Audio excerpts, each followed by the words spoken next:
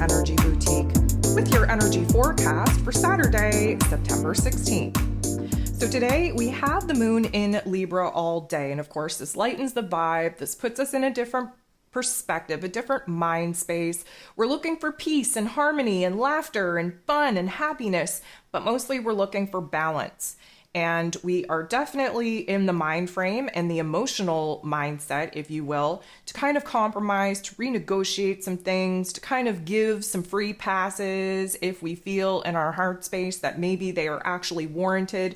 We just have a little bit more of a bubbly personality, and we really just want to extend a little bit of fairness, a little bit of an olive branch to those around us that maybe the same page that we've been on has been a page of conflict. We're very focused on relationships. We're very focused on trying to stay in the shallow end of our thoughts, of our emotions. Maybe a little bit hard to do that here today, seeing as there's 8 different aspects and all 8 are involving the moon, which means that's a moon day, which means that there's a general focus on our emotions. And seeing as we're still in the new moon Virgo energy and we're still acclimatizing to Mercury going direct, this is going to be a very interesting day to try and find balance between our heart and our head.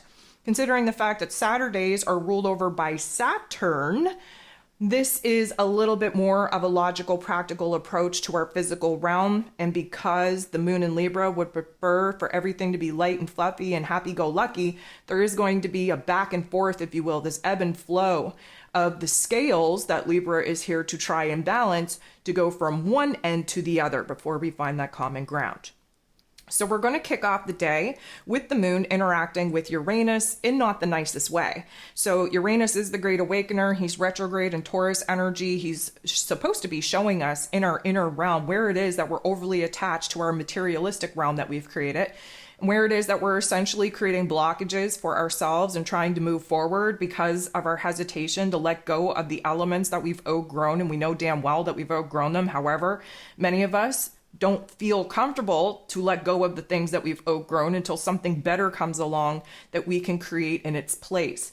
The universe doesn't work like that, guys. You got to actually give a sign, give a hope, give a confirmation, a validation to the universe that you trust the process by getting rid of the old, creating a space, an emptiness, a void, if you will, for the universe to know that you're serious enough to deliver the new. This is where many of us get stuck on our path, on our plan, in our journey, because we're very afraid of letting go of the old, thinking that the new will never show up. The moon interacting with Uranus in this way, going to give us a shock to the system, if you will. Really see where it is that we are overly fearful of changing things, where we're resisting all the changes that we know that we need to make. Uranus does want to give us a little bit of a perspective, a little bit of a nudge in the right direction to see where change is needed in our physical realms. Again, fixed earth sign Taurus rules over our self-worth, our self-value, our routines, our relationships, our money matters, our long-term plans. But a lot of this is just being stuck in a rut at this point. And this particular interaction is going to show us how far the scales are actually out of whack, out of balance, if you will, by recognizing what it is that we're holding on to too tightly, too firmly, and where it is that we have no hands free to kind of start experimenting with new methods, new ways, new situations and circumstances that we could be piecing together. The moon going to interact with Mercury. This is Mercury's first interaction in a direct situation, but he's not moving forward right now. And I just want to kind of give this analogy once again. When a planet is retrograde, it's as if they are drugged. It's as if they are in a unconscious, altered state of mind, if you will. And that's why there's a level of confusion. That's why there's a little bit of craziness with retrograde planets. But again, all of this is absolutely necessary for the greater plan. Now, Mercury, he's just waking up. He's just trying to piece things together. He's still kind of groggy. He's still kind of wondering, what was real, what isn't real, where am I at, what am I doing, why does everything look and feel so foreign? The moon interacting with Mercury in this way, it is a positive interaction, so it does give us a little bit to work with. We are starting to see where it is that we're on the same page as far as our heart and our head is concerned, but our heart space, the moon being in Libran energy, a little bit more overly optimistic than what Mercury is right now in Virgo energy, because we're rooted, we're grounded, we're earthed out. And again, earth energy, air energy, furthest elements apart. So we are barely on the same page with some thoughts, some feelings. All we really know is Mercury, being now direct in this Virgo energy, wants to create order where there's been chaos. And of course, the moon in Libra is all down for order, because that means that we find a new balance point, a new common ground. So this is about the only thing that we're in agreement with as of yet between our heart and our head, is that we have to clean things up. We got to get organized. We have to find peace. We have to find balance, and we have to create order where there's been chaos. The moon is then going to interact with Saturn, the Lord of Karma, who is retrograde in Pisces energy.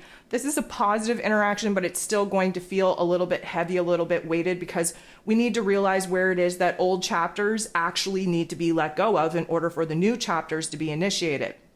Again, may I remind you, we are moving into the equinox energy with the resetting of the scales of karma. We are closing out a karmic chapter. We're moving into a new one. And so right now, we're trying to take a balanced approach to the roles and responsibilities that we've outgrown, that we no longer want to be invested in, we no longer want to pursue, we no longer want to be attached with. We need to understand where we need to successfully bring this chapter to a completion point before we can address how it is that we're going to move into new soul contracts, new timelines with new roles, new responsibilities. And what is required of us is to build something better, something stronger, something more supportive, something more encouraging, something more in alignment with our higher selves. The moon then goes ahead, interacts with Jupiter in a positive way, which is going to hype us up in the best of ways. Now, let me just say, everything is a little bit extra. Everything is a little bit magnified with Jupiter. He's like the biggest hype girl that you could possibly get.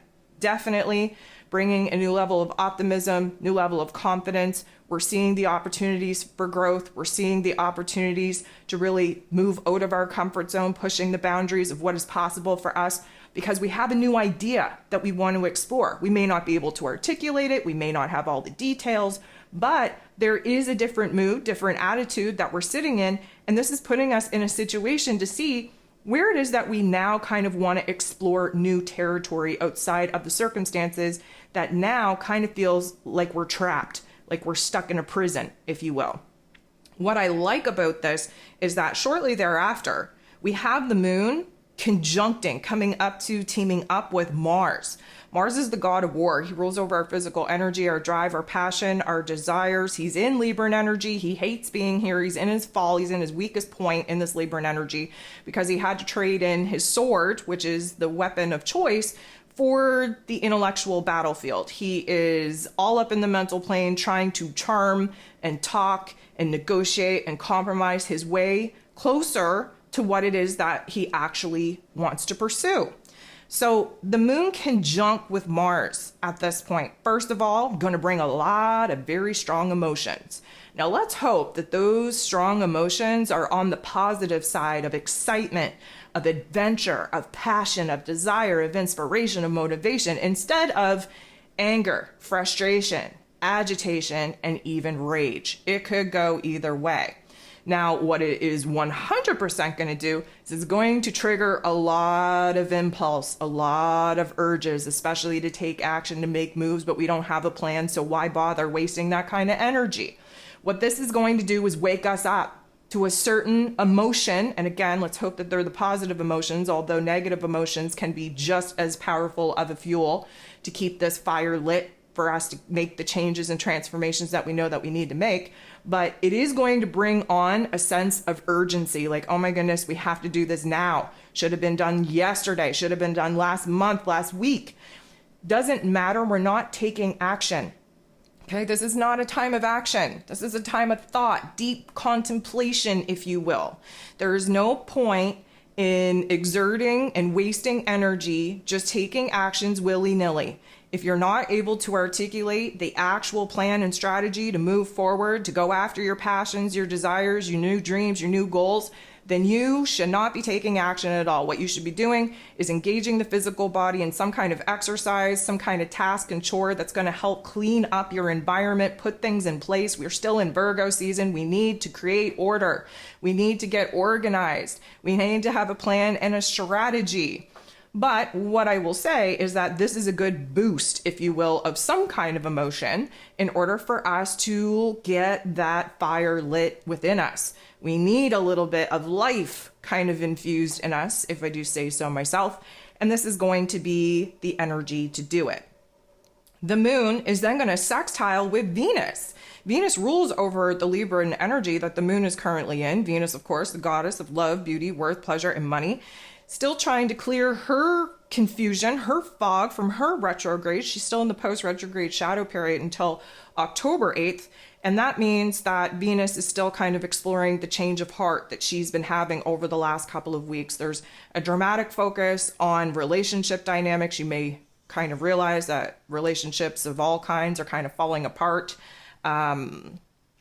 That just comes with the energy exchange that needs to be manipulated as we're kind of going through some karmic lessons here. But the moon interacting with Venus in this way, it's a sextile, which means this is a good interaction, which means that we're starting to piece together what makes us happy, what brings us a sense of joy, what brings us a sense of pleasure, where we feel safe, where we feel secure, where we feel stable, and where we do not. And that is the most important factor, is that recognizing what we want more of, what we need more of, what we deserve more of, illuminates what it is that we don't currently have. And all we need right now is to examine the problem areas, because we're in Virgo season, in order for us to come up with a solution on how we plan to solve them. So this is a good realization of what it is that our heart actually wants more of. The moon is then going to interact with Jupiter in not the nicest way. Jupiter, again, planet of growth, expansion, beliefs, abundance, and blessings, retrograde in the Taurus energy. Libra, Taurus energy, they have Venus as the ruler. So a lot of commonalities here. This isn't the best aspect, though.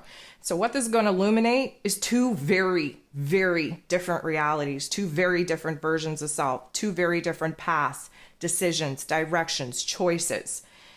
And we need that because we need to understand that we're on the precipice of making a major change where we have the opportunity to grow, where we have the opportunity to create more abundance in our lives, more opportunities in our lives. But many of us very, very stuck in the fear narrative that unfortunately for a very large chunk in the majority will choose to continue to stay in the same situation, the same circumstances, the same struggle, if you will. And again, reminder, all of these, I'm going to say, choice points are our higher selves, our unconscious selves, and our conscious selves trying to figure out the new vibration and frequency that we're going to lock in when we move into the equinox energy, which is coming at us hot and heavy.